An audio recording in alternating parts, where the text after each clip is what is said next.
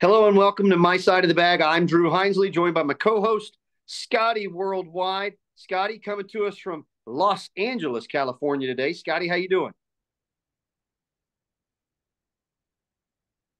I'm good. No, I'm good. Just came off a hometown week event, week off before we head out to the East Coast. So enjoying some R&R, definitely at home under the California sunshine here. Well, I was away from home. I'm home now, but I was away from home this week as well. So we didn't see a ton, you or I, of the Zurich Classic, the team event, won ultimately by Rory McIlroy and Shane Lowry over Chad Ramey and Martin Trainer. But you and I do have some experience working team events for us, most specifically and most recently, the Dow Invitational on the LPGA. What are your thoughts on team golf as a regular tour stop?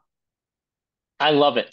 I couldn't be more happy about it. When I get to Dow, I absolutely love working the Dow. For those of you that don't know, the Dow Championship, newly named this year, new purse this year, is a championship on the LPGA that it's two people, one day of best ball and then one day of, or 2 days of best ball, 2 days of alternate shot. But I absolutely love team golf. I think it's so cool to have a partner out there. And no, I've never had the pleasure of, working any type of Solheim or Ryder Cup or anything like that. So for me, team, that's as close as I get to upstage in team golf. And so I absolutely love it. Before we get into more about team golf, let's talk about our partners that are helping us with some swag for this episode. Yeah, no doubt. So I always am repping Birdie Brands. Shout out to our guy Will Davidson. Started a skincare company a couple years ago. For those of you that don't know, Will used to work for Akshay, work for Lexi. So no, this is his brand, Birdie Brands, and happy to be an ambassador. And that's a new hat for you, Drew, and a new shirt. Hammerback Golf, the guys at Hammerback were kind enough to show up at the Corn Ferry Tour event, which is not a normal thing on the Corn Ferry Tour. So they were kind enough to show up with all these hats, all these shirts, some other gear for all the players and caddies to enjoy. So happy to promote them. You can go and find them on all the social media channels and see what they have to offer. A bunch of fun guys just getting into the golf podcasting space and the golf apparel space. So happy to help those guys out because they were kind enough to show us a little hospitality in the Big D this week. And Drew, what size shirts do they sell? Because that looks like you're wearing a kid's medium. So they sell all sizes. They can fit all you guys. But the reason I'm wearing these, it's very rare that I find a schmedium that actually fits me. So, I mean, you can see the sleeves are a little tight, but the chest, there's a little room to roam. So, all my friends, including my co host on my podcast, like to make fun of me because I like fitness. And that's okay. I can pull off a schmedium at 45 years old. I'm not sure the rest of the 45-year-olds listening can do that. Well, when I'm 45, if I look half as good as you, I'll gladly wear the medium.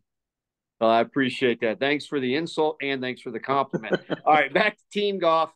My initial reaction when I saw that Rory and Shane beat Chad and Martin was, oh gosh, boy, did the other guys really need the win for status. I think it's Rory's 25th win on the PGA Tour.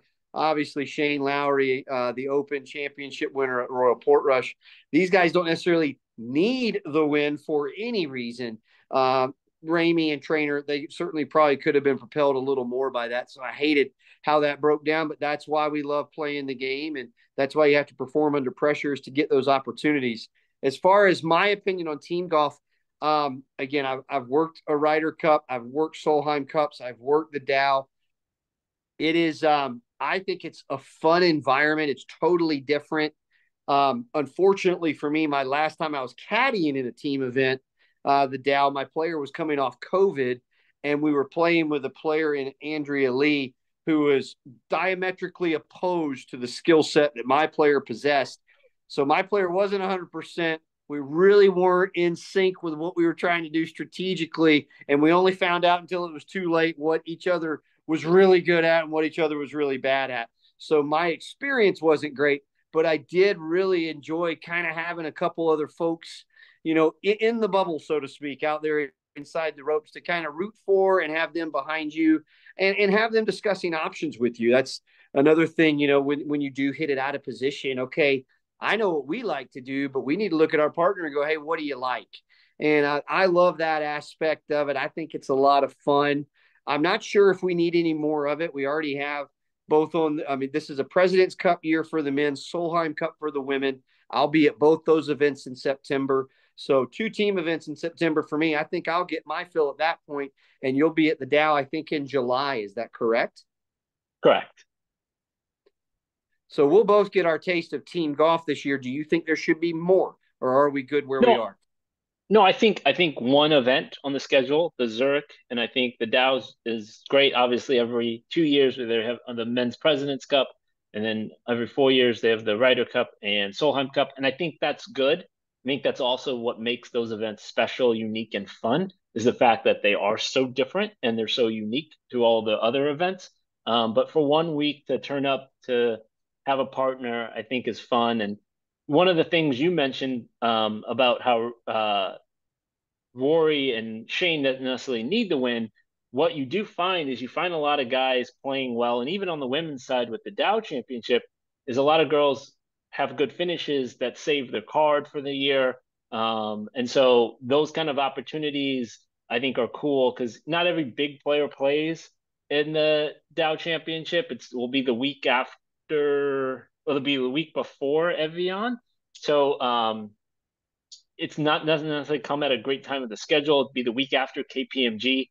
So you'll see a lot of people skip it, which gives other people more opportunities. So I think that's cool. And same with the men's schedule, right? Like probably guys aren't going to play until Wells Fargo now. So you'll have a lot of guys playing this that need the status.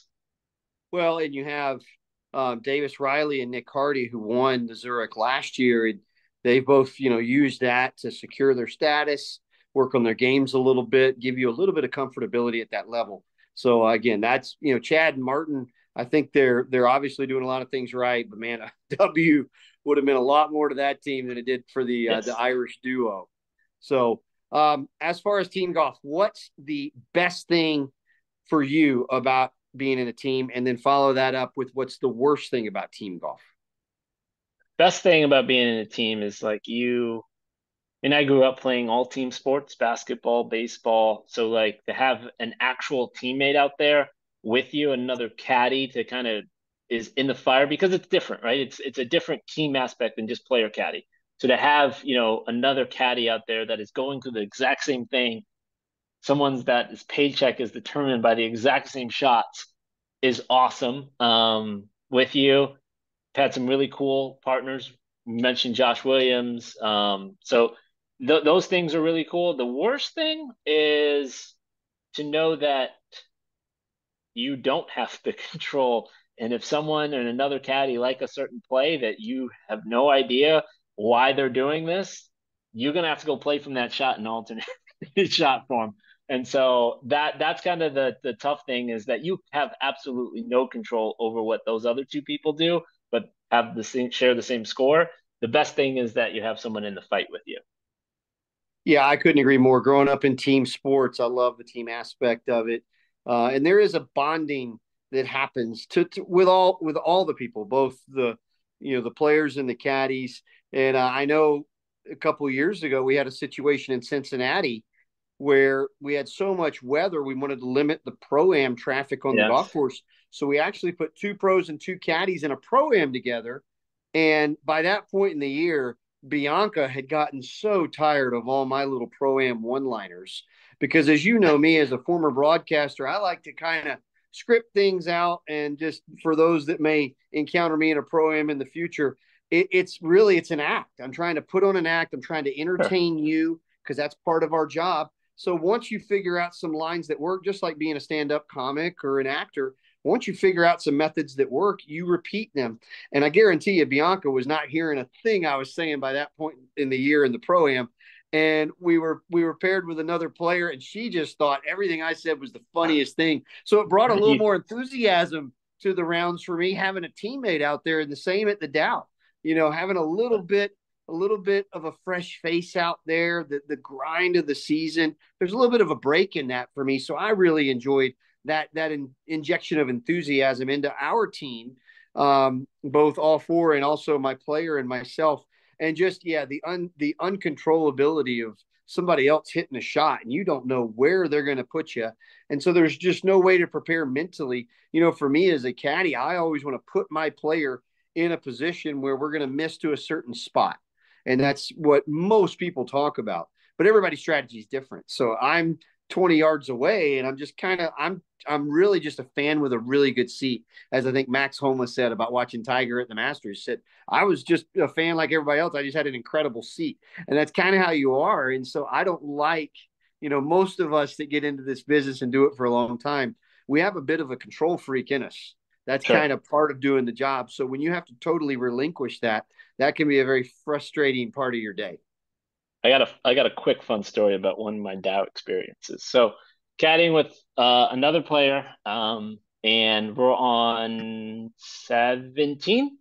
Yeah, right before the par three, another par three finish at Dow. We're on 17. We're right by that bunker on the right, maybe 140 something yards or whatever. And I looked over the caddy and I asked silently, like, what are you guys hitting? And he said, seven. And I said, seven? That's going over the green. But I say this silently, and he goes, I know. Well, sure enough, where do you think that ball ended, Drew?